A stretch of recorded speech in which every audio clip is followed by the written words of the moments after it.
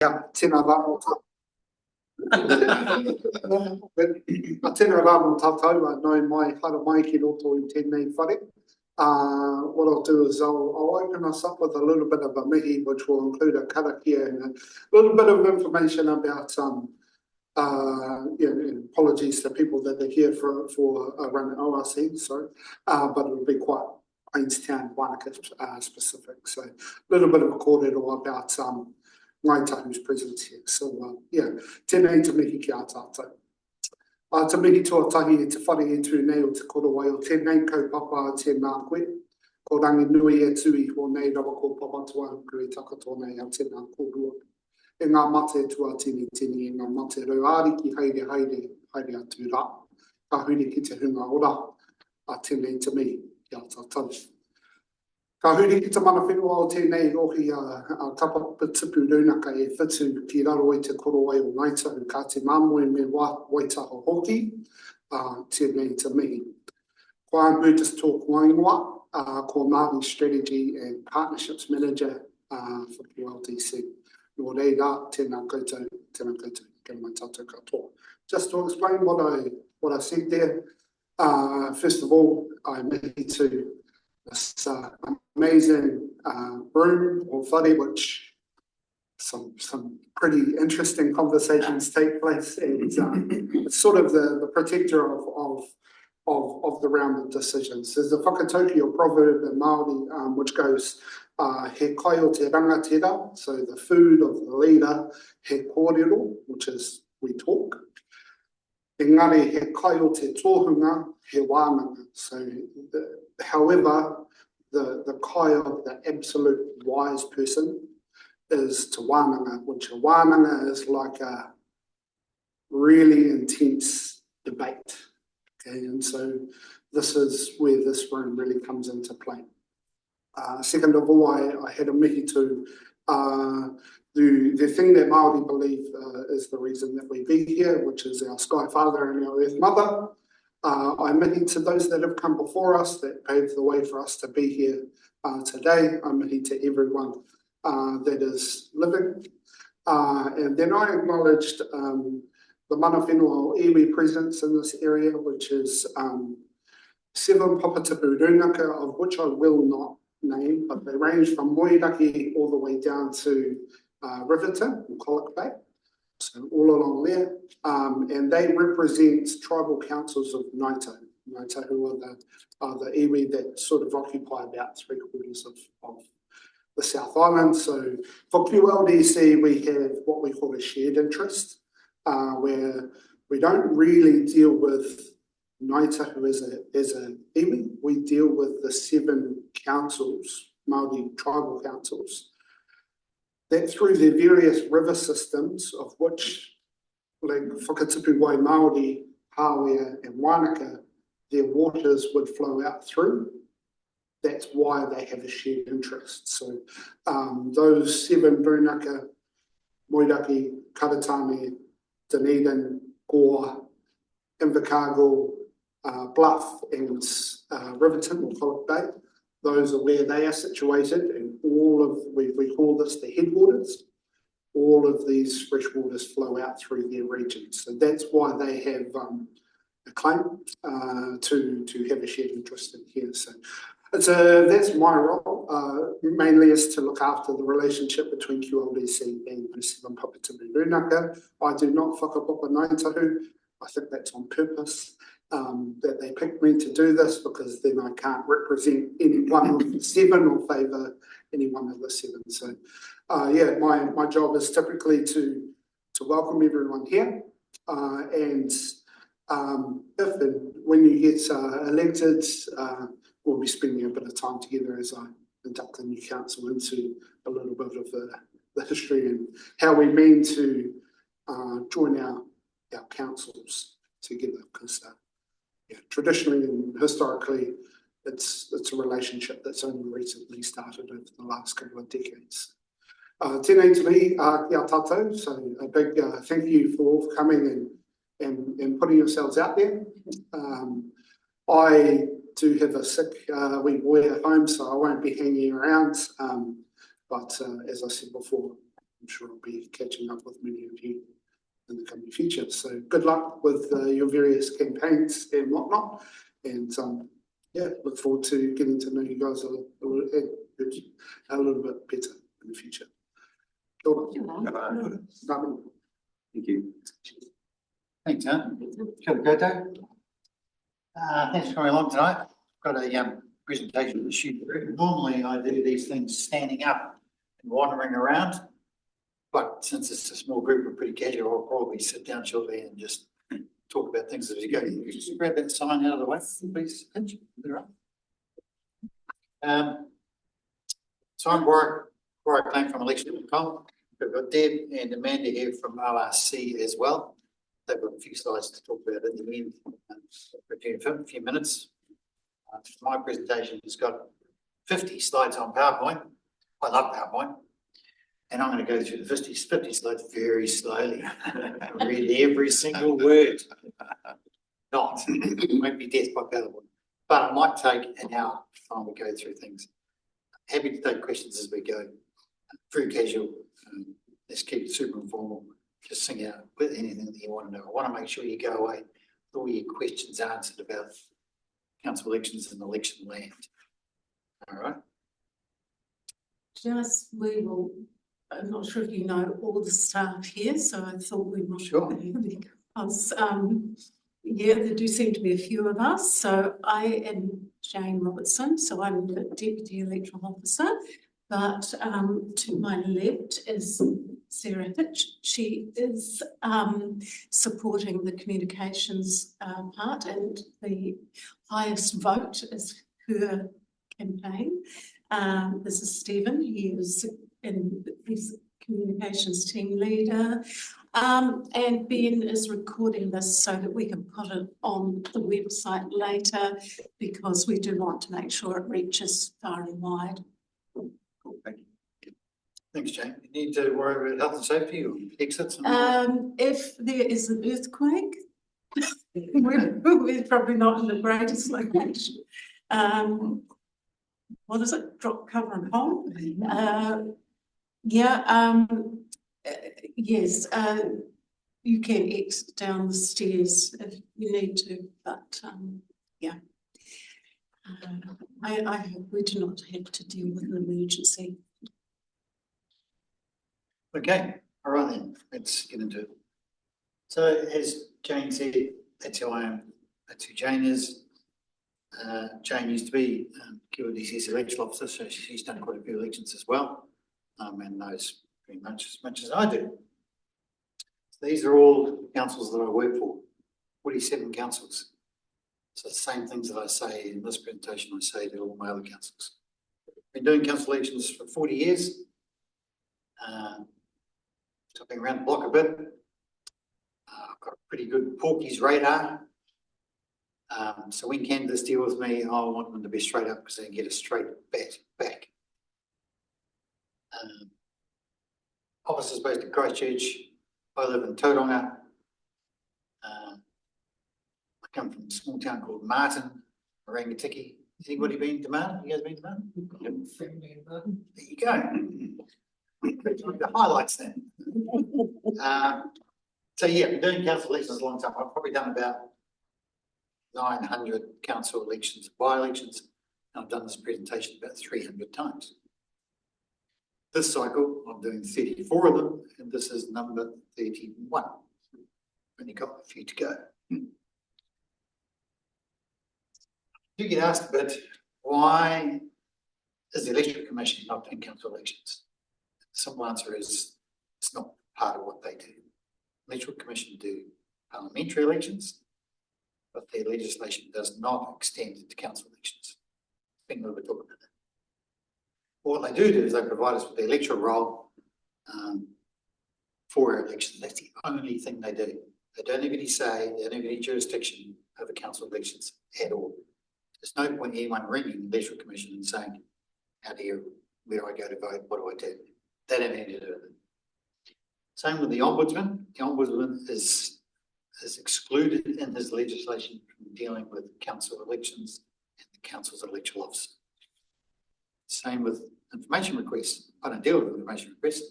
I'm external counsel, private company. I don't want to know about it. But my process is completely transparent. All of our stuff's in the public domain. If you've got any questions about council election, you just ask, and I'll take it. Most of it's on our websites anyway. Okay, there's no conspiracy, there's nothing to hide. It's all pretty straightforward stuff. But the only person that can tell me what to do is a district court judge. Like, for example, when we had recount here a few years ago, there was an application to a district court judge who then instructed us how to carry out that recount. So, what's local government about? Skip through some of this pretty quick. As you guys know, it's a complex business. You know? A few $1 billion of assets, truckload of different activities, 550 staff, a couple $100 million of capex, a couple $100 million of rates, turnover. Big organisation with lots of moving parts, and all of those are the top level things that councils do.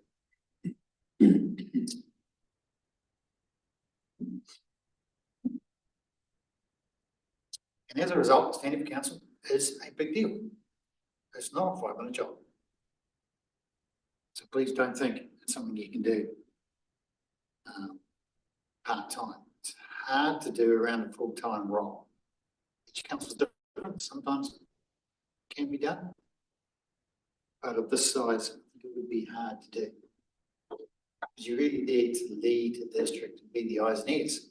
Sit around this table making big picture decisions that are quite often intergenerational equity stuff that affect things 20, 30, 50 years out. So big responsibility. And then the Canada handbook here that Kevin got a copy of, should you grab one over there, that sets out some of those skills and things involved in that. I wouldn't be doing my job if I also didn't say that it's not always a bed of roses. Know these days that social media can get a bit gnarly, and public and personal safety can sometimes be compromised. So just be mindful of this stuff. I'm not saying it's going to happen, but we've got plenty of cases around the country where elected members have struck some problems.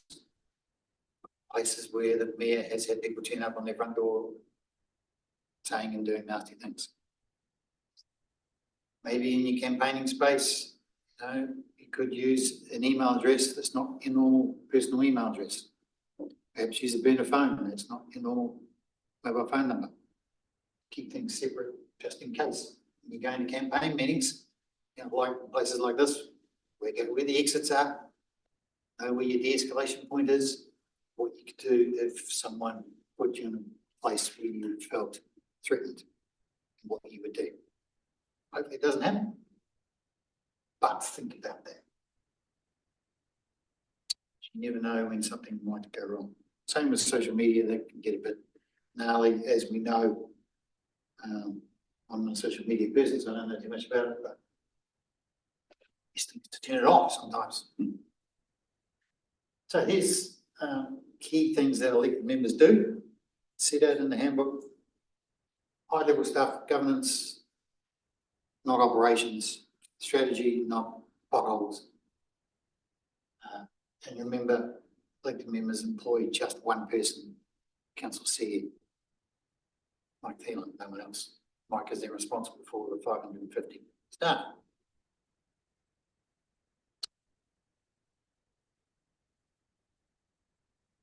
Here are some key competencies that are handy to have as an elected member. Not essential, but good to have, particularly relating to a wide range of people and having some pretty good people skills, because you're going to get people talking to you here, there and everywhere. Even when you're doing shopping in the supermarkets, people want to talk to you about something that they want to talk about, whether you like it or not. So you're there to be the eyes and ears. Getting to the number of complex issues, quite handy, particularly when you're reading quite big council agendas that can be 200 or 300 pages long. And as I heard somebody mention before, you're there to think district-wide around the table, not necessarily from the patch where you might be elected. your oath of allegiance when you first come in is to think district-wide, big picture. Public speaking skills, handy, but not essential. If you haven't got them, then once you've been around the council table for a few months, you soon pick that up pretty quick. And council can offer professional development and help with those sorts of things if you want. Probably, I think one of the biggest skills is fast reading skills, speed reading. If you can develop those, then that will save you a bit of time and help you work out what's the key thing to concentrate on. So what time does it take? Council meetings, Thursday afternoons. Many workshops. Generally, mayor is a full-time job. Elected members 3 to 4 days a week. Comes and goes a bit. Long-term plan time, annual plan time, that could be 30, 40 hours of meetings. And then other times it might be 10 or 15. Comes and goes. Lots and lots of reading and reports. Jane, all the agendas are electronic? Yes, we don't supply paper copies. So every elected member's got a laptop, Yeah. an iPad? Yeah. Device? Yes. So everything's electronic, nothing printed. So that takes, like, the agendas come out a week before the meeting, normally a weekend in between, so party weekend is there, trawling through the agendas, working out what's on the table for the next meeting. For a number of years, so QLDC has changed its standing orders, so we do provide elected members with agendas for clear working days before a meeting. So if a meeting is on a Thursday, you will get it on a Thursday, so that the clear working days would be Friday, Monday, Tuesday, Wednesday. Great. Okay. Any questions about that? Key slide. Be prepared for what might lie ahead. Jane, are the whole year's meetings and dates all put out a year in advance, or how far in advance? Yeah, we adopt a meeting schedule for the year, and that will include the council meetings and all the committee meetings and community board meetings. And this cycle will probably either do it at the November or the December meetings. This time around though, once you're elected as a new elected council, the first couple of months are normally really busy with induction process and LGNZ meetings and training. So the first November and December, first half of December, really busy once you're elected. So there's the remuneration.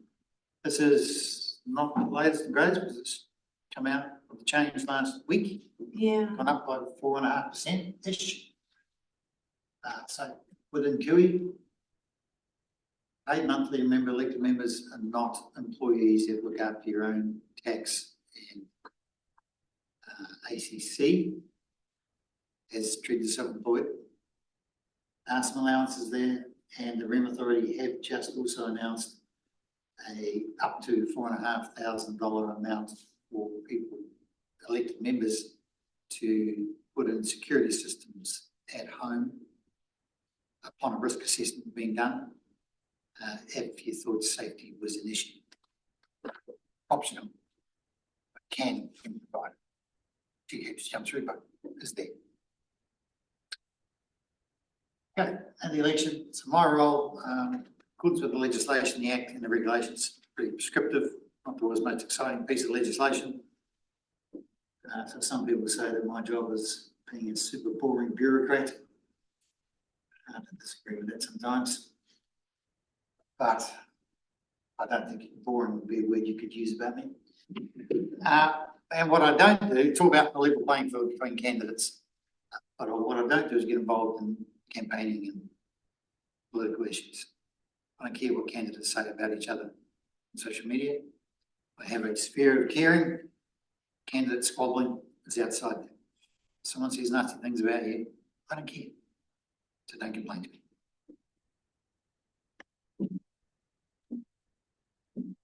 And here is the key dates, key slide that you need to be familiar with. Jane, this presentation will go on the council's website as well. There's Yeah. a PowerPoint of it. Yeah.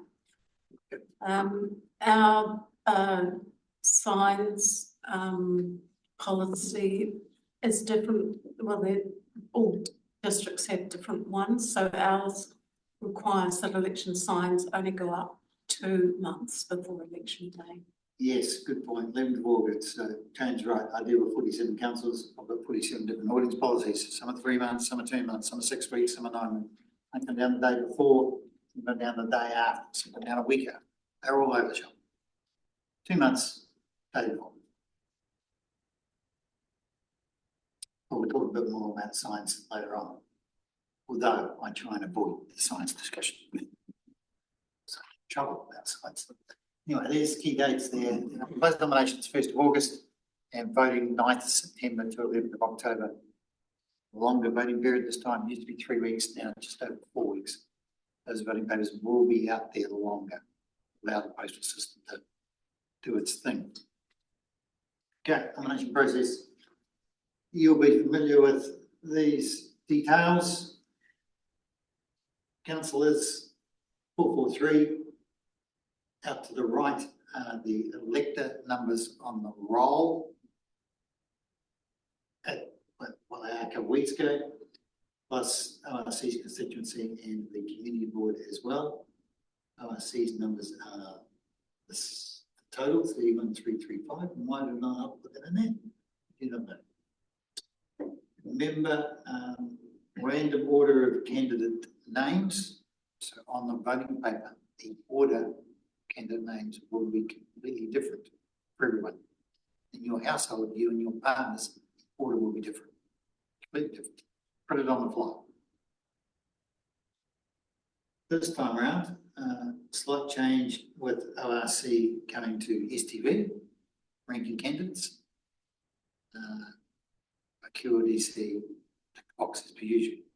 So on the voting paper, we'll have mayor, the ward, community board, community board area, tick the box, in ORC, ranking candidates. Amanda will talk a little bit about that later. There will also be a flyer in the voter pack about ORC and STV and explaining the difference. Okay. Any questions about that?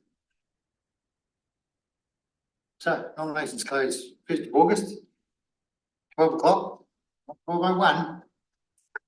You do not leave lodging the nominations till the last minute. Get sick of me saying that. Can be done here in person. If you do leave it till the last minute, that's okay. You just run the risk that if something's wrong, you haven't got time to get it fixed by midday, not a candidate. If you do bring it in your hot little hand on the last day, you've got to be inside the front door at the time that Jane is sitting down there listening to the PIPs national program at exactly 11:59, 59 and 1. You're in the door, Jane and her team will take that and process it. Assuming it's okay with your candidate, if something's wrong, you know. Well, Stephen has got his in, which is great, but there is always a rush at the end. And I can confidently say that more than 50% will come in the last 2 days. 2 or 3 days. I can also back up what Warwick said about not leaving it because you don't have time to fix anything, because not last election but the previous one, nominations always close on a Friday, but I got a lot in on that Friday, but one person actually hadn't paid her deposit into the correct account. And it was actually on Sunday afternoon that she sent me an email about it, and my first reaction was, sorry, you're not a candidate because you haven't paid the $200 before close of nominations. And she found that really hard to accept, but you know, they're just the rules. Yeah, it's the problem. The legislation is really clear. It's absolute. We don't have any option over that. Everyone's got to be sorted by 12 noon. It's not too bad. If you're sending in electronically, and 80% of our candidates do, just do it by email, scan an email. Don't leave it till the last minute. But someone in Taron last year emailed at 11:58 a.m. Time I went through cybersecurity, council server, attachment of lots of documents, arrived in the elections inbox 12:01. Too late. Not a candidate. Very grumpy. We know when you send an email, it doesn't turn up straight away. Give it some time. You would have probably noticed that if you put nomination in already and it's been accepted and corrected, then those details are published on the website straight away, showing the candidate's name, affiliation, contact method, not physical address. Don't make candidates' home physical address known anywhere. It's on the back of the nomination paper. No one can see that when they come in. Remember, the nomination paper is a public document. The backside is not, and we won't put candidates' home address anywhere in the contact list for privacy reasons. Yeah. Have you said this? Nominators are publicised or not? We've actually taken, Warwick and I, we have a regular sort of like team update, and it had been our practice to put all the nominators on the website as well. But I understand that that's not the sort of standard, and it's not a statutory requirement. So we have taken off the nominators from the website, so we just have the candidate. Yep, so you're right. The nominator and seconder, the details are in the public domain and can be discovered by someone coming in and looking at the nomination paper, but they're not posted anywhere on the internet, not putting on a council website, but they are discoverable. So you do need to let your nominator and seconder know that it is possible that someone could come in and see their details. In reality, does that happen? Hardly ever. Sometimes the media come and have a look, but generally not. So for those reasons, I agree. I'm not a fan of that. Some councils do. That's probably most councils in the South Island do, but ones are IMEO, they don't. Because I'll remove it. Can I just ask a question for the benefit of these two? Because Yep. mine's been put in. Does the evidence of New Zealand citizenship have to be certified? Nope. A certified copy? It's just a copy. Yep. Okay. So which one? Passport, Just a copy of birth this. certificates, citizenship certificate, doesn't need to be certified. Just want evidence to show that you are in fact citizen. Can be an expired passport.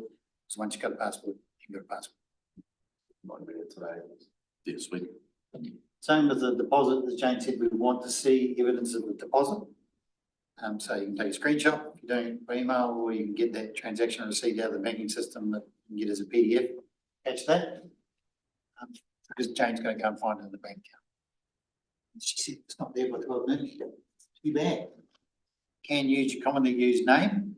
Doesn't have to be your full name. We want your full name on the nomination paper to identify it, but there's a box that says what's the name you want to have on the voting paper. Can be, Edward, Ted, Martin, Marty. We've got a guy up north who's a councillor for a few years, whose nickname is Rabbit. And he has Rabbit as his first name on the voting paper. Because that's what everyone knows him. Just whatever you're known by. Most commonly used name. Can also have an affiliation, which is more like slogan, tagline, independent. But that can be pretty much anything you like. It can be Labour Party, Greens, or it can be anything weird and wonderful. Even better, cheap rates, more democracy, less bureaucracy. Just whatever you like. Truly independent, completely always only independent. Just something that works for you, or nothing at all, or just straight independent. I'll show you what that looks like. But later.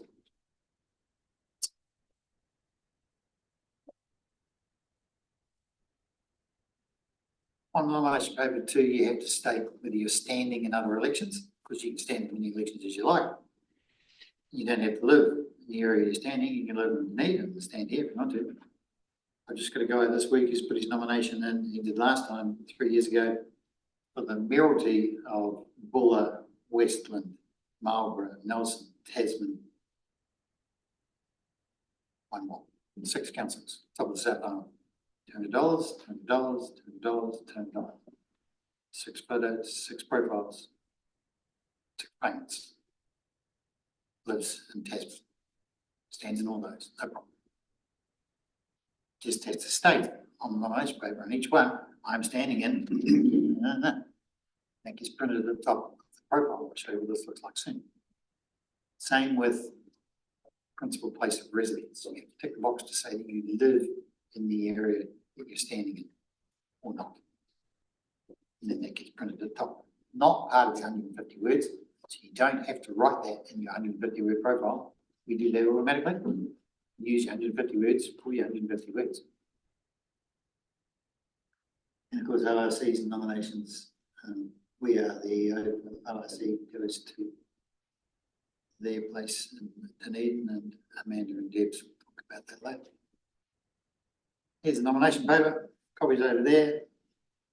That's the most important bit, though, the back bit where it shows the email address they go to and the bank account details of where you pay. So as we said, got to be a citizen, doesn't have to be certified. Nominating secretary, got to be on the roll in the area you're standing. That's the key bit that people get wrong. At the right address. So make sure that your nominator, seconder's address is actually what it is on the electoral roll. If they've moved, they need to change it quickly. Yes, I had that situation today, and I phoned up the candidate and said, by the way, one of your nominators needs to update their address because it's not the same as what's on the electoral roll. Yeah. That's on the last day, that might pose some problems. Can't stand for the regional council and QLDC at the same time. Can't stand for more than one ward. You need to be careful if you or your partner has a contract with council for more than $25,000 a year. If that is the case, you have to get prior approval from the audit office to be a candidate. If you're in that boat, you need to do something about it soon. Lots of information on the LAG website about it. Check it out. There's exemptions and criteria, but you have to get that sorted. And no, you can't change your mind after the closed nominations. You can change your mind beforehand. Steve's case, for example, we could wake up tomorrow and go, what the hell am I doing? And come in and see Jane and enjoy. Yeah, the last couple of elections, I've had somebody each time wanting to pull out. And so we do make it really clear in the candidate information booklet that unless you are incapacitated, you can't withdraw after nominations are closed. I always get phone calls on the Monday after closed nominations, people going, oh, I've looked at the list of candidates and I really don't want to be there anymore. Can I withdraw? No, you cannot. You can stay in if you really want to and do a don't vote for me campaign.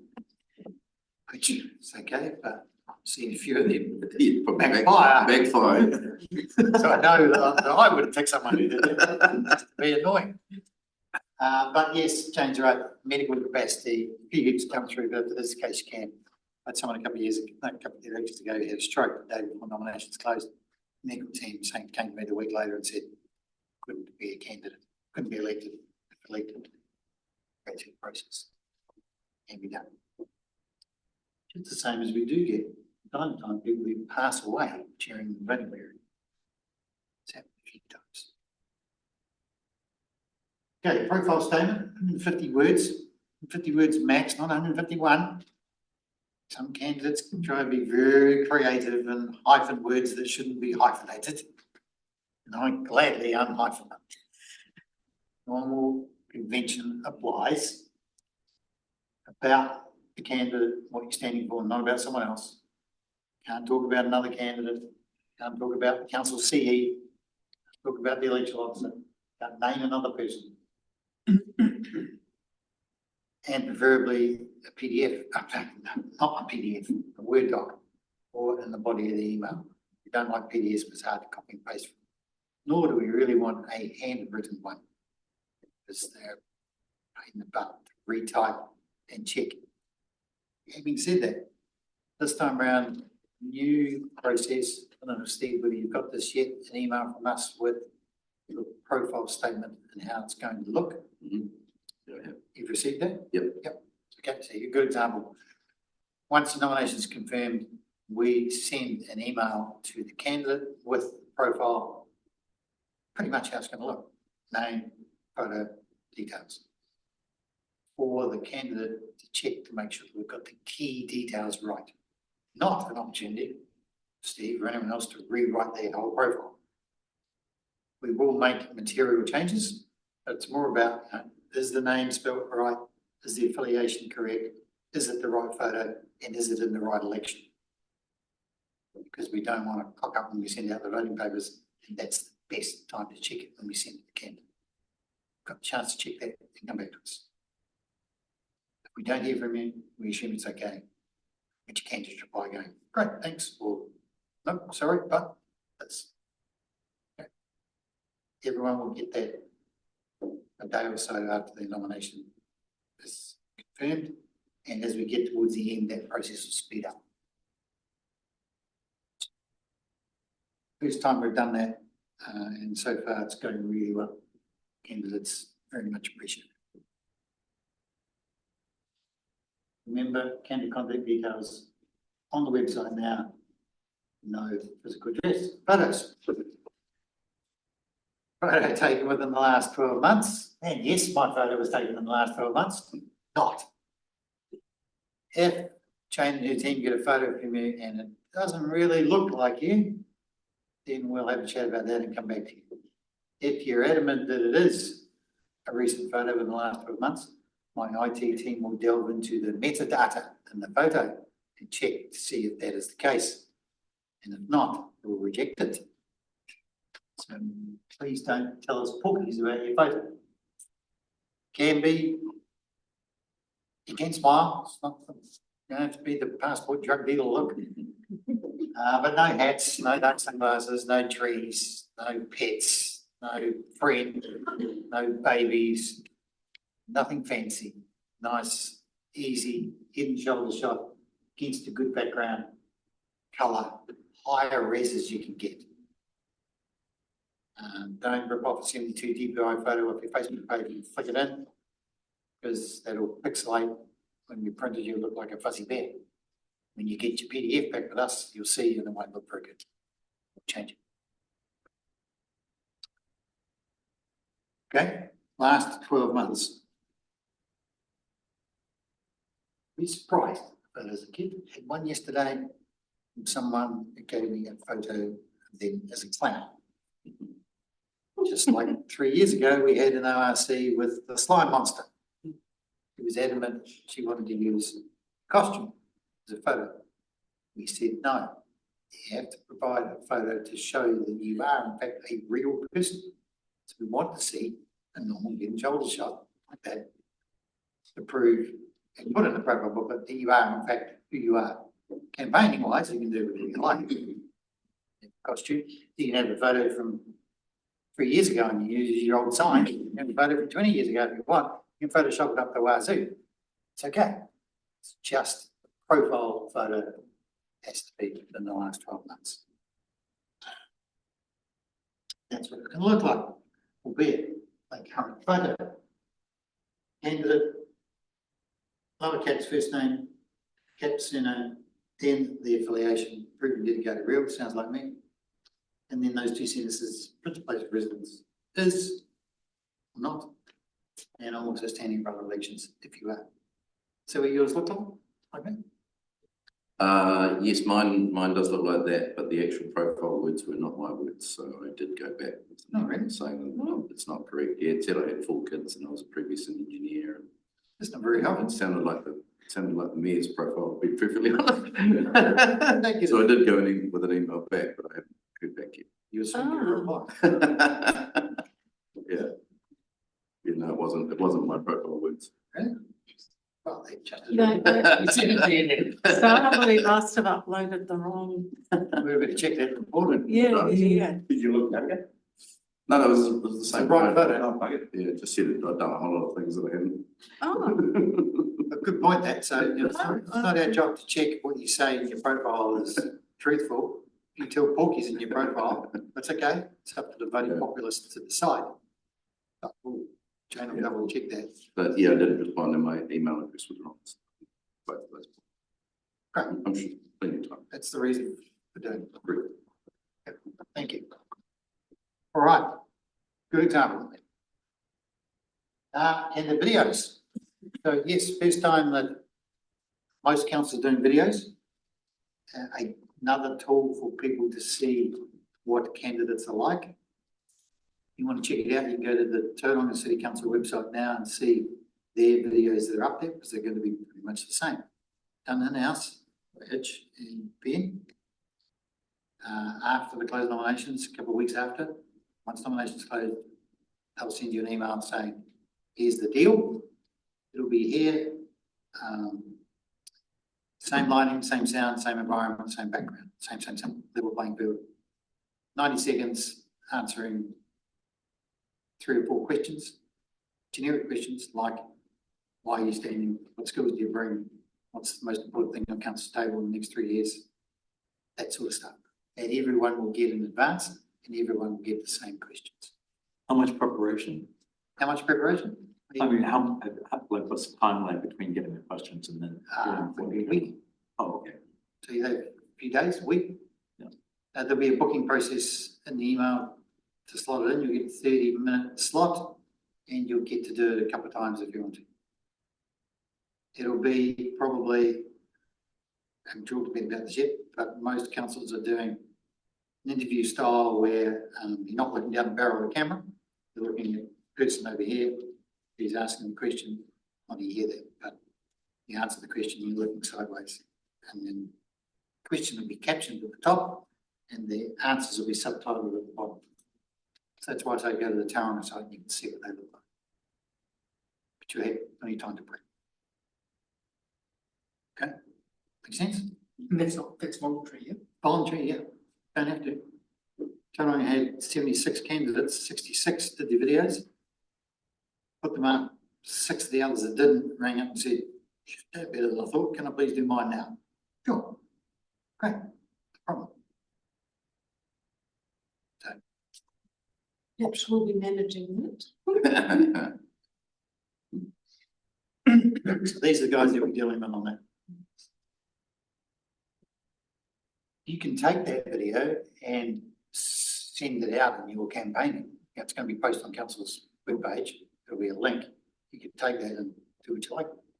Forward it to whoever you want. Opportunity for everyone to see how people present and what they look like on the video. Much better than a profile and photo. Just to know that OLC is not doing it this time around due to the regional nature of it. We just haven't quite got a duck line up on how we do that fairly for everyone, so we won't be opting into that. It's not everyone's doing it, but most. Okay. These slides about campaigning won't dwell on this for too long. So not really into this space. But a couple of things you have to think about.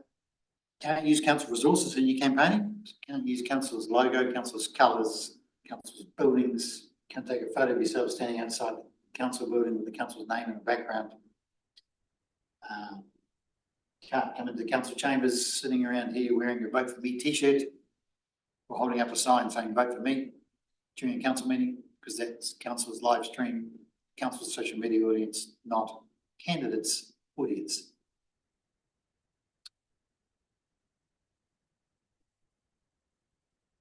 Can't use council taken photos. Can't use a photo that the council has taken of, if you're an elected member, it's on council's website. Can't use that in your campaign. Can't use a council taken photo. It's funded by council in your campaign. But you can use a video. Yes. It's impacted by the council.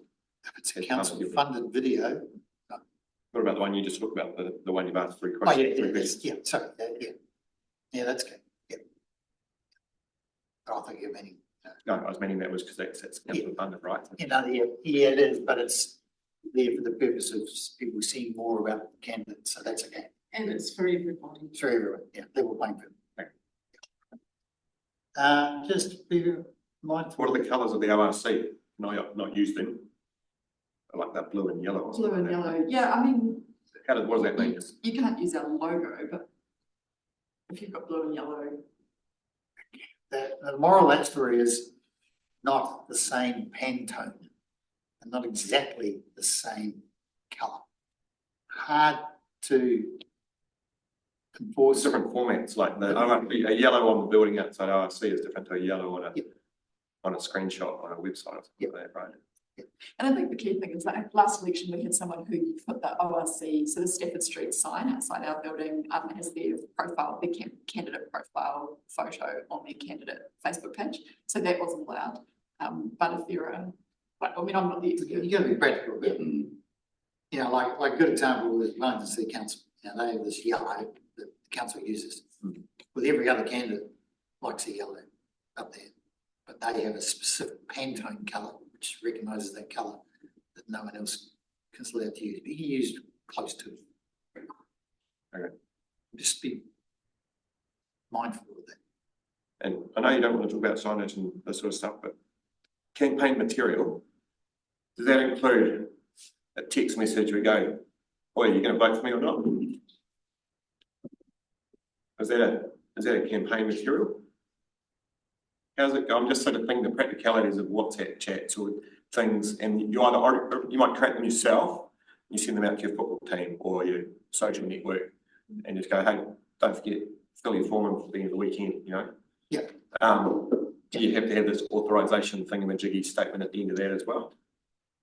And if somebody else does, and if other people do it for you, you know, go, "Hey, don't forget Matt sending this thing, you know, today, this message has been authorised by blah, blah, blah," you know? How does that work in practice? Great question. In short, no. Okay. So the authorisation statement is for every piece of your campaign that's a campaign activity, which is a call to action. Pamphlet, billboard, poster, t-shirt, cap, balloon, car. Email, attachment in an email. Attachment in like if it was a PDF in an email, Yeah. on the PDF, yes. Yeah. Facebook on the platform, but not in every post. Right. Not in every email, not in every WhatsApp message. Okay, no, so I was trying to get my head around, On the yeah. platform. Yeah, I'm just thinking the modern world of these different channels, it's quite different from just a billboard on the side of the road, right? Exactly. And Okay. So if it's a text in an email, it's just blah, blah, blah, and someone passes it on, that's good. you know, and you haven't put, or you've originated yourself, you don't have to put the authorization thing. But if you created basically if you created a piece of art or attended a graphical representation of some campaign with slogany, picturey, colory thingamajiggies on it, you need to have an identifier on it. But anything other than that, it's just in text, it's just free rein. You do a radio edit though, you'll hear often the last sentence will say, "This is authorised by," that sort of thing. But you're right, on generic social media messages, no, I'm just on the platform. Okay. Could be practical about it, we'll be there all year. No, that's what I was curious about, you know, it's like, there's so many ways of just getting into a network and, you know, things that just, you know, 25 word, you know, or 10 word chat, and then you've got a disclaimer that's 17 words, you know? Can be work. Yeah. Okay. Just remember though, that if you're doing paid for advertising, like an advert in the local paper, something like that, the content of that has to be factually correct. If it's not, someone could take it to the ASA and they will investigate it and they could make you change it if it's telling false. Like for instance, if you did an ad that talked about a council project and used the wrong amount, said it was 50 million instead of 30 million. Someone could complain about that and you could be made to correct those sorts of things. And it's only paid adverts, it's nothing on social media. ASA have no jurisdiction over social media. Right. And Is there a way of vetting with you or with council with Jane an advert before it goes out? You know, Okay, to make sure that we don't cross the line. having said that, we don't want to be vetting 50 candidates adverts, but you know, if you're unsure about it, you're really unsure, then yeah, you can. Okay, and the go-to is Jane. Or 18. Okay. But that authorization statement, remember, it doesn't say how big or small it can be. You know, like on a billboard like this, it can be a little sticky label down the corner. Or super skinny writing down here. Saying authorised by candidate's name, contact method, not physical address, just email or mobile or web address or QR code that goes to that. Use QR code. In the corner, authorised by your name, QR code. As long as it goes to a link that has a contact method. The reason behind it is that technically anyone who doesn't know the situation could find that contact method and contact you and ask you a question about campaign material. Every item that's a call to action. Okay.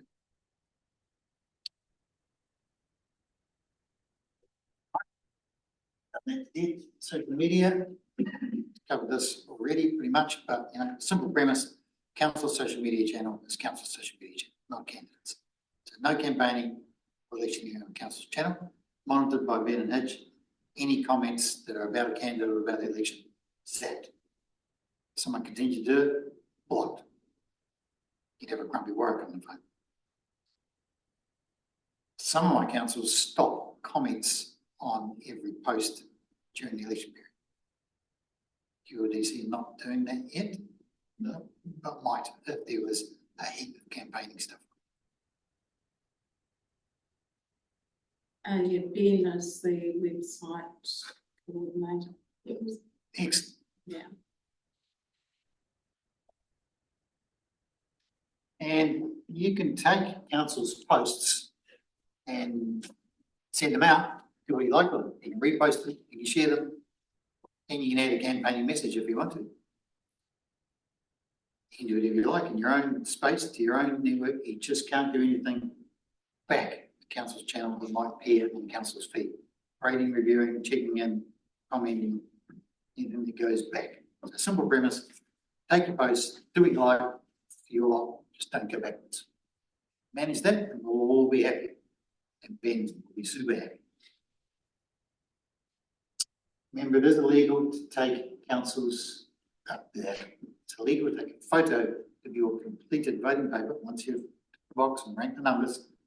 Before you put in the envelope, you can't take a photo of that, stick it on the internet. Against the legislation. Can take a photo of that and snip your name and a tick in the circle, just your name, and put it on the internet. You can't show other candidates. So it looks like an imitation voting paper. Just like people how to vote. Against the legislation. Crop the photo to show your bit, but not yours. Yeah. Show you what it looks like on the signs. Ah, my favourite topic. Not we put this slide in there. We grumpy with this one every time. But as Jane said, 11th of August. Signs are an interesting space. Always cause problems. Make sure you read the candidate handbook in detail and know where you can put them and how big they can be and how long they can be there for. Whakatahi are anal about their rules on state highways. So be mindful of that, because if you get it wrong, they'll gladly take it down without consultation. Cost of wood holding up to a sign is not an election expense. Remember, you've got to keep track of all your election expenses. Cost of wood and the screws, not.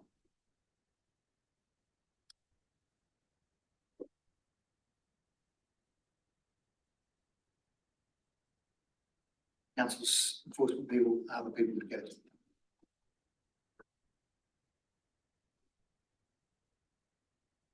Donations and expenses, you've got to keep track of all of these, remember, and put in your expense return at the end. After the election, it goes on council's website for 7 years. Public document, public domain, you have to record your donations. Even if you received your donation a year ago, there's no time limit on donations. you got a donation from someone for your campaign, you have to include it. And you have to include who it's from. If you know who it is, we could reasonably work it out. Someone gives you $500 and says, here, this is for your campaign, but I don't want anyone to know. You have to say, sorry, I know who you are, I have to declare that or not accept. Easy to get caught out with that. Yes, you can have an anonymous donation, but it has to be completely anonymous to you. I don't know how you could do that. If you do get an anonymous donation, once it's over $1,500, you've got to give the balance to the council. So, going back, every donation over $300, you have to record it. Can't use GoFundMe or Give a Little. They don't meet the donor requirements.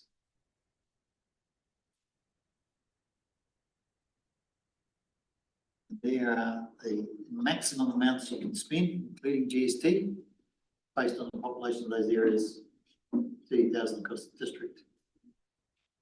Set in 2001, never changed. We due for a change. If you are standing for the mayoralty and the ward, it's just the mayoralty figure, not the two combined. And then the expenses, maybe you're going to record these for the period 11 July to 11th of October. It's not about when you paid for it, it's about when does the activity occur. If the activity occurs within that time period, you've got to record the cost for that. You could have done a full page ad in the ODT on the 10th of July, a big colour one, outside the 3 month period, not included. Because the ODT is the daily paper, the next day, different paper, previous day, Goldberg, outside. But if you put it in a local paper, it was for a month, you've got to prorata it across, depending on when the month is. You sign write your car, you had it done a month ago, and you've been driving it around for a total of 4 months. Election period is 3 months, 3 months to 4 months, 75%. 75% of the cost of the sign writing is where you put your candidate expenditure return. All in the handbook. Remember, it's about when the activity occurs. Key point. Nearly at the end. Bribery and treating. Yes, you can meet your mates down the local pub and shout them a beer, no problem. But you can't say, show you this beer if you vote for me. And you'll be surprised the number of people that pot people for doing that. It's against the legislation. I'll have a stern word, and if you were defiant about it, I'd pass it to the police. There was evidence. Same with bribery. You can't give away an item of value that can be used for another purpose in fridge magnet. Against the legislation.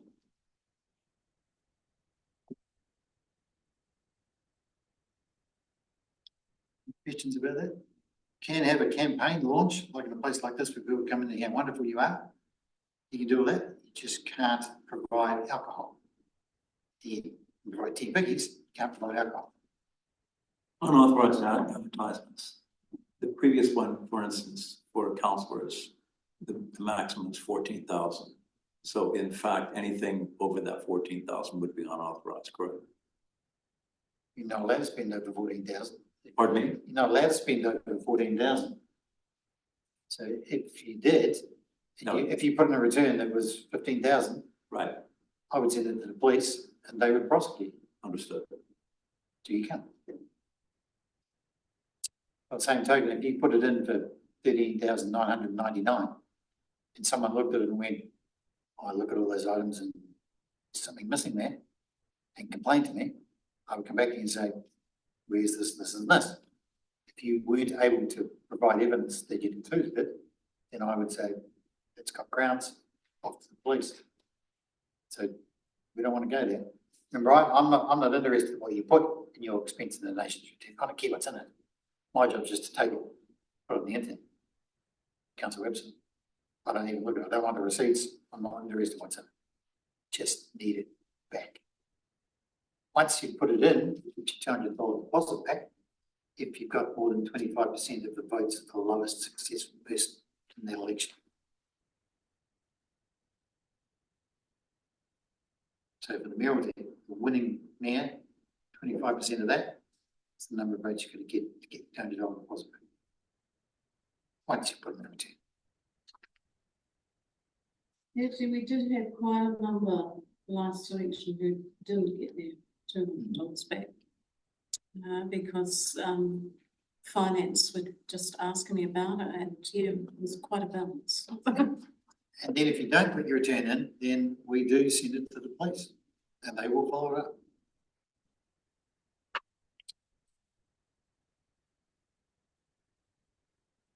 So there's an example of a good sign.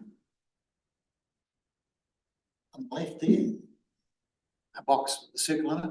On RC's case, a box with 1 in it. And then out to the right, you can't show other candidates with a cross or nothing. In RC's case, 1 and the other candidates with a 2, 3 or a 4. I've had someone do this, straight to the police, prosecute. All over the media, not a good place to be. Yes, it's got the authorisation on it, but that's the old style from 6 years ago where it's got the address, no longer required, just contact me.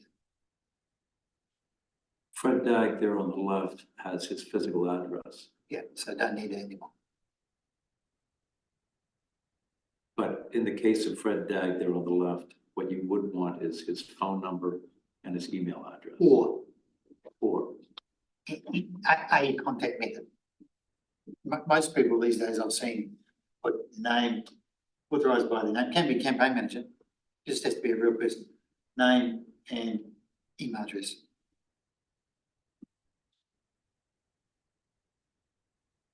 Okay.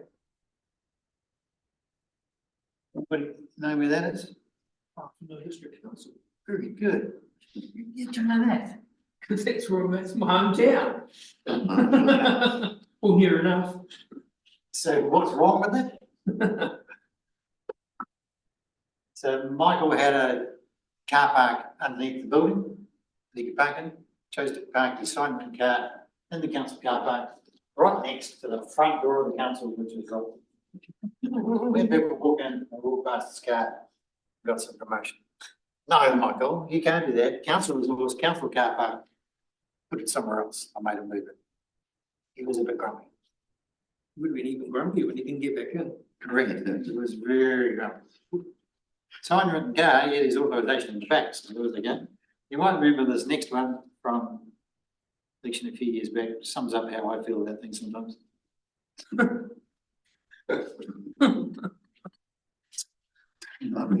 I can't promise anything. He was not a candidate. He just put a sign up as a joke. The council liked it and left it up and it went viral.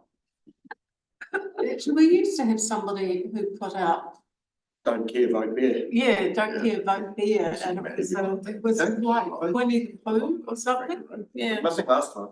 yeah, it's been missing for a while. It was a poll. Actually, to answer your question before, you're right, third party, anyone else could put up a sign for you. It's not part of your campaign. It's not connected to your campaign, provided it's a candidate knows nothing about it and doesn't have to be authorised. Right. So, anyone else can put up a sign saying, vote for you. Doesn't have to be authorised, provided it's completely separate from your campaign and you know nothing about it and we're involved in it. If you were proven to be involved in it, then that would be another thing and that would be a matter for the police. So you have to make sure you don't know about it. It's at least it has to. Okay, so one of this orange voting bin over there. It's the best thing since sliced bread.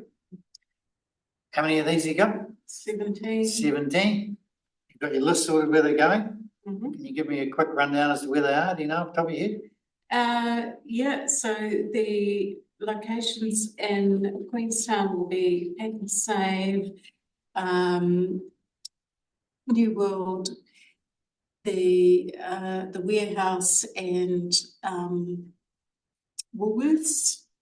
In Wanaka, we've got both New Worlds, and a couple of locations in Lake Hawea.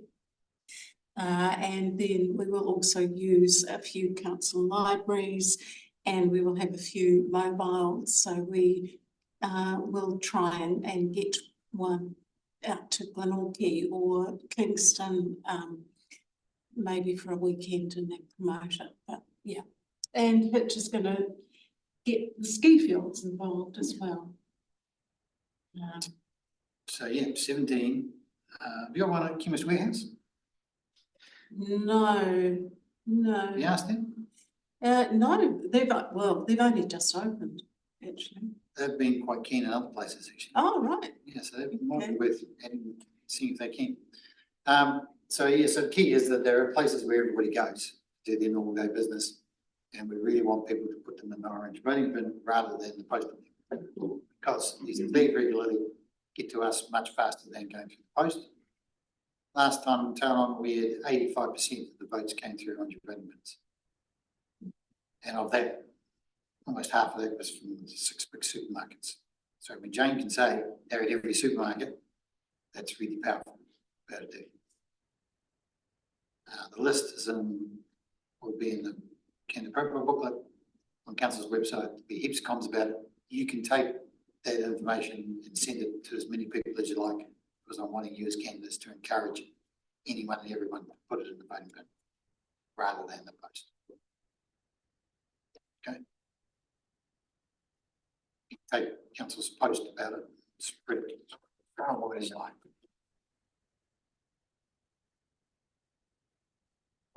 Is that one over there that's got any stickers on here? No, we haven't. So they'll be Didn't started up, yet. looking flash. Yes. All right, nearly there. As I said before, the Election Commission provides a electoral roll. Regular rolls out there now, what we use to verify candidates against. Got to the 1st of August to update the roll. So if you or your friends have not updated your address, make sure they do by the 1st of August, because that means the voting papers will be sent to them at the right address. If they don't, they have to do a special vote.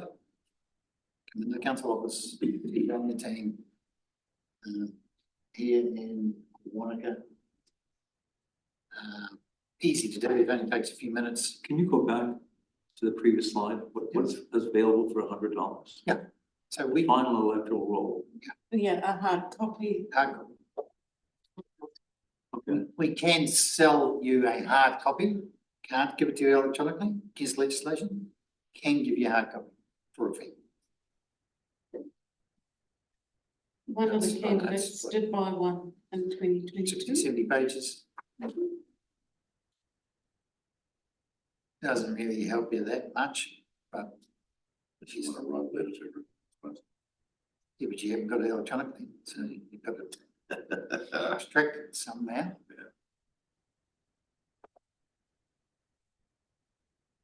Special vote doesn't take very long. Can't be done beforehand. If you're going overseas, beforehand, can't be done.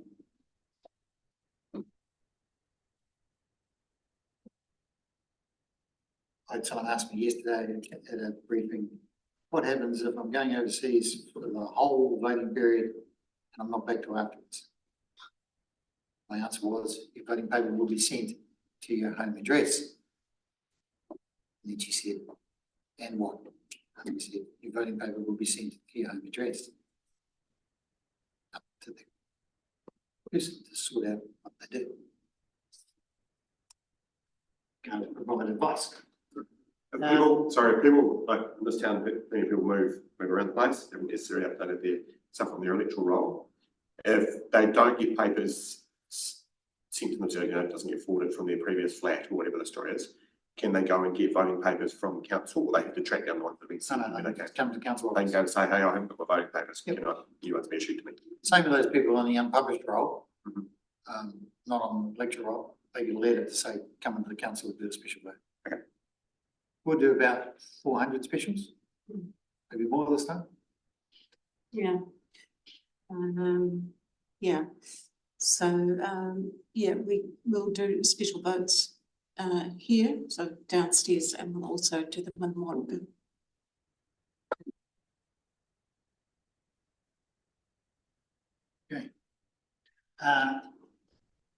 Probably the results will be done one day, just result in the afternoon. Jane and the CD and the team will ring everyone. We'll then get the votes from the Friday night and the Sunday morning from the voting bins sent to us late Saturday. We'll process those Sunday morning, produce the result late Sunday. That won't include specials. Specials will be done the next few days after that final result on Thursday. Results can change. As you know, we've had close ones here before. We 2 votes, that recount. Things can change. Close is close. It's quite interesting that was it was a margin of 2 and there was a recount. These guys had a margin of 4 a few years ago, over 35,000 votes, and guy applied for a recount. It was not granted. It's close is not necessarily a reason for having a recount. Just depends. You remember that? I think it was before my time. The glimpse of the control, yeah. Yeah, the coin toss scenario. The coin toss. Go ahead and sell the coin. That's right. Yeah, the coin toss. And then after that, council's inaugural meeting, towards the end of October. Formal process, hopefully, quite a big deal. Friends of Varno. Yeah, big ceremony. By the villages. And there are all of the documents that we can access to. Council's pre-election report. Actually, grab that, it's over there. And the candidate handbook that covers a lot of the stuff in much more detail. And that's pretty much it from me. A few things there to think about. No online voting. Lots of orange voting bins, 17 or so. And some snazzy promotional ideas to go with them. So keep an eye out for that. Hitch is working on. Stick to your own campaigns. Keep positive and look after your own safety.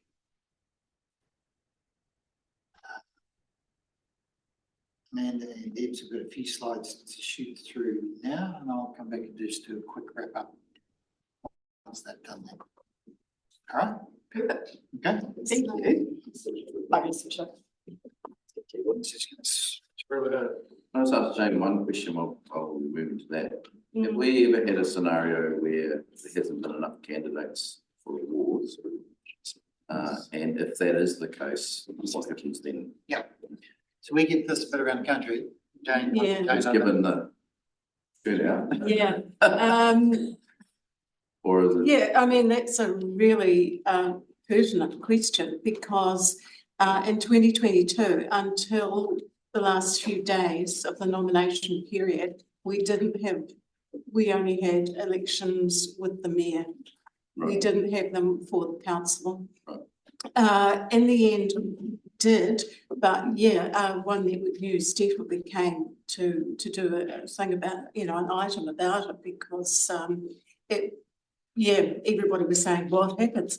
Well, what happens is that everybody is elected unopposed and we go straight into a by-election.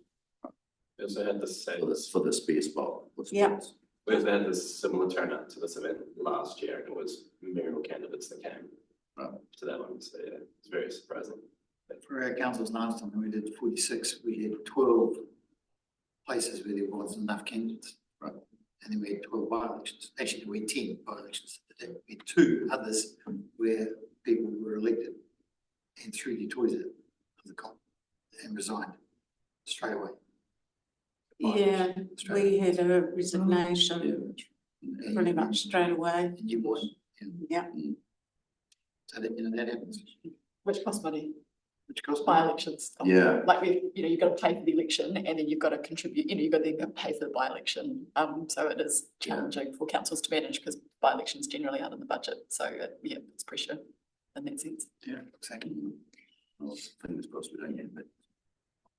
Yes, fingers crossed. Perfect. All right. Well, tēnā koutou. I am Amanda. I'm General Manager Strategy and Customer at the Otago Regional Council. And this is my colleague Deb, Manager Customer and Governance. And we have a couple of other people, Di Railton in particular, who's our Deputy Electoral Officer this election. So you will see their names around. I'm not up to 34 candidate briefings like Warwick, but this is number 5. Being the regional council, we have obviously got a regional presence. We've got offices across the region, and we have been to candidate evenings across the region. I think this is the smallest to date. We've had, it's probably been on average about 30 to 40 at all the other TA regions. So Make us feel. I don't know. I'm sure it just means that people will dial in online afterwards and watch the recordings. So I wanted to say thank you so much to QLDC for inviting us to be part of this evening. It makes a lot of sense for us to work together. And even if you're putting your name forward for QLDC, I think it's helpful to understand what ORC does and how we work together. Also wanted to say just at the outset that I always think it's a real privilege to be here and speaking to people who are interested in putting their names forward, because local democracy is just so important to the fabric of New Zealand and our communities, and making sure that community voice is put forward. But I completely recognise it takes a lot to put your name forward, put your name out there for election, and then show up for the next 3 years, particularly against some of the stuff Warwick was talking about around rising community criticism. So yeah, it's a privilege to be here and speaking. This is a really busy slide, but what it does is it talks to the strategy of the Regional Council. And I think the strategy, why I start with strategy is because it's a really fundamental role for elected members to set that strategic direction for the organisation, focusing on the outcomes that we're trying to achieve, and then holding the organisation to account for are we getting there? Are our work plans in place to get there? Are the budgets that we are putting together funding the right activities? So this sort of encapsulates that. I think the other benefit of having really strong strategy is that there are challenges ahead for the next triennium, particularly for the Regional Council, but also for local councils.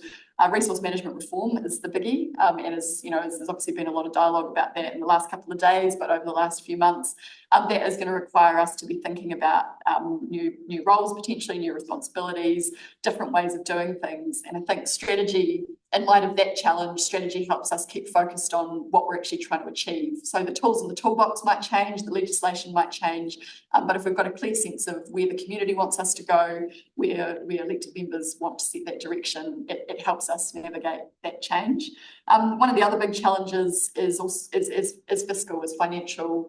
The cost of doing business is going up for everybody, whether that's us as individuals, businesses, but also councils. It costs more to get the same things done. Again, strategy helps us focus on what we're trying to achieve, but it also helps us determine potentially what we're not going to do. If we don't have the resources to do everything, well, what things in here are the really important activities to get us to those outcomes? So we do a lot in this space, and that'll be one of the focuses for the incoming council, is refreshing our strategic directions ahead of the next local government long-term planning cycle, which happens the year after elections, I guess, to give elected members time to get their feet under the desk, and then we go into that 10-year planning cycle. Next up is then, I guess, coming down a level, what the ORC actually does. We group our activities into these four sort of headings. I think regional councils, different to territorial authorities, district and city councils, we've got a unique scale. We're big enough to make a difference across boundaries, particularly when we're thinking of big grunty environmental challenges, biodiversity, climate change, freshwater across the catchments, as was talking about at the start of the session. But we're also small enough to have staff really focused on, at a catchment level, understanding the issues, the science, the monitoring, understanding the communities around those catchments, and really working together with all the other parties involved to see what we can do in that space, to make change. We operate under a number of different pieces of legislation that support these various activities. So the Resource Management Act being one key one, Local Government Act, Land Transport Act, Civil Defence and Emergency Act, Biosecurity Act, Maritime Safety Act. So all of those acts set out the kind of mandatory must-do activities, and then around that we build the work program to try and get to those outcomes we're looking for. We also work together and alongside partners, mana whenua partners, community groups, territorial authorities, other community individuals, landowners. And that's been a real focus for the ORC over the last sort of recent times, and our chief executive is really passionate about that and wants that to be a key thing that we're doing. We can't operate in silos by ourselves, and that includes working with QLDC. There's a bunch of activities that we do. I mean, public transport sticks out as the number one thing. We run a public transport network in Queenstown and Dunedin, but obviously that's got to work in with QLDC's ambitions and plans around what they need that bus service to deliver. So there's regular get-togethers at a governance level, but also at a staff level to work on that. Up until yesterday, future development strategy planning, spatial planning, supporting all of that coming together, working with QLDC is the lead, obviously, but we are a partner in that. There's also huge amounts of in the freshwater space and the monitoring space. We are a regulator, so obviously the big one in this region has been the Shotover wastewater treatment plant. And our work alongside QLDC has been regularly reported in the media. But our approach there has, not with that particular issue, but across the compliance space, is around trying to educate, trying to walk alongside, again, to get those outcomes, not just paperwork and prosecutions. Diversity of issues, I think, is also big for regional council. As a small example, at our last council meeting, which was a few weeks ago, the council agenda covered the regional public transport plan, which is the big 10-year planning document for public transport. They then moved on to the annual plan, which was this financial year's activities, budgets, work programs. They then considered the mechanics of a new $2 million environment fund, which came in through our long-term plan. So how that fund is going to operate, how it's going to work. They then considered a draft biodiversity strategy, which sets up coordinating across our organisation, but also with other partners, how we're going to tackle biodiversity and achieve the outcomes we're looking for in that space. There was a report back on our climate change strategy, how we're tracking against that. We also owned Port Otago as a strategic asset. So we this year's dividend from Port Otago was around $18 million. So that's a benefit that is generated for the entire Otago region because that comes off our general rate. But the council also considered the Port Otago's statement of intent, so sort of that corporate positioning, and then there were a bunch of other things. So it is a really diverse. Any council meeting you will be making decisions across a diverse set of issues that will require different strengths and different knowledge. I'm very sorry, I just had to shoot away. Yeah, no, Thank it's you all good. for everything, guys. I really appreciate that. Yeah.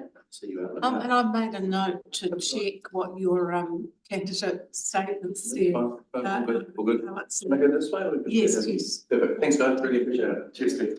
Good night. As Warwick mentioned earlier, we've had a couple of big changes for the selection. So number one, we are moving to single transferable vote. So that's a council decision that comes up through legislative responsibilities. For Dunedin City Council has used STV for a long time, so that aligns voting systems. For QLDC uses first past the post, so that is a change for voters. So I guess if you're campaigning, you might want to help your supporters understand that change. We are, as Warwick said, we've got an education brochure in the voting packs to try and help people work through STV. It's not hard, but it is a different system and it's different to ticking. There was some coverage in the one of the central newspapers this morning about a couple of around STV, and so it is, which is helpful actually because it helps highlight the change for ORC. The other big change is we completed a representation review, which again is another legislative obligation we have to do every 6 years. And due to significant population growth in this region, our council decision landed eventually on moving a councillor from Dunedin to the Dunstan ward. So Dunedin was 6, it's gone down to 5 councillors, and the Dunstan constituency was 3 councillors. Previously, it is now, for this election, it will be 4. So that is additional opportunity up here for representation, which is great. But I think the other thing to note is that while you're elected in a constituency, when you take that oath at the inaugural council meeting, it is to represent the entire region on all the decisions you're making. ORC governance is a little bit different to QLDC because we're regional. Our councillors currently travel from Queenstown, West Otago, North Otago, Cromwell, Alexandra. So we hold our meetings a couple of times a month and we load all of our meetings back to back over a couple of days so that if you're travelling, you only have to travel, or it's just trying to be efficient around that travel time. We're also Zoom enabled, so we do have elected members attending meetings via Zoom. We live stream all our meetings and workshops and briefings are held as needed and are a mix depending on what the council calendar looks like.